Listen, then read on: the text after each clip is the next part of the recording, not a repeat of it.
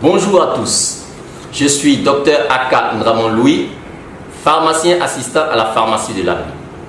J'ai le plaisir aujourd'hui, dans le cadre de notre rubrique Le mot du pharmacien, de vous parler de...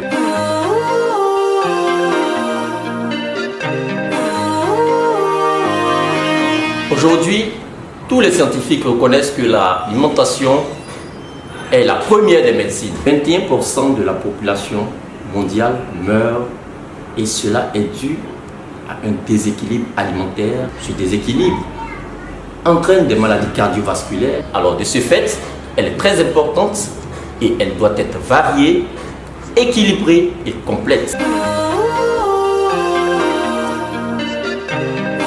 Une alimentation équilibrée contiendrait des lipides, des glucides, des protéines, de la vitamine et du calcium. Dans un premier temps, il faut avoir 3 repas dans la journée. Ne jamais les sauter et manger à des heures régulières. Bien sûr, dans le calme et en position assise. Au petit déjeuner, on pourrait proposer du café, du pain complet, des œufs et du lait. Au déjeuner, du riz, une sauce aux légumes et un fruit. Par contre, au dîner, on va manger léger. On va privilégier les crudités. Une bonne salade ferait l'affaire.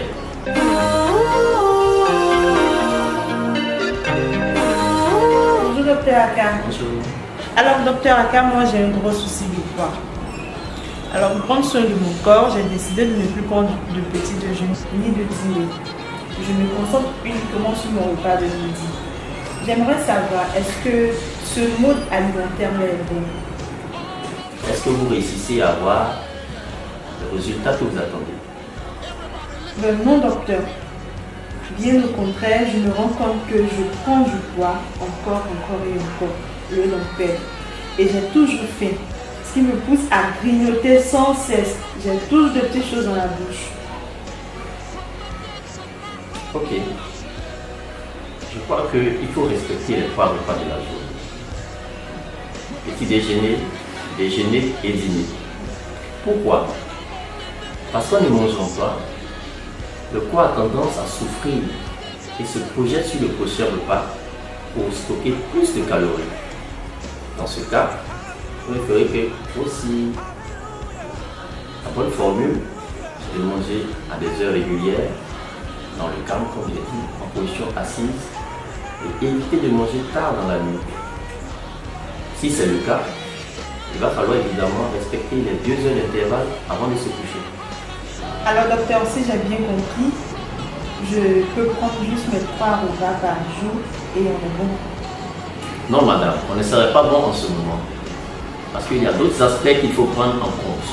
Aspect psychologique, parce que sans effort, nous ne pouvons pas obtenir gain de cause. Donc nous ne devons pas être obsédés par notre poids, nous devons l'accepter. Éviter certains aliments dans notre alimentation, c'est-à-dire le sucre, le sel, et il faut beaucoup s'hydrater lorsque nous voulons avoir une forme très bien.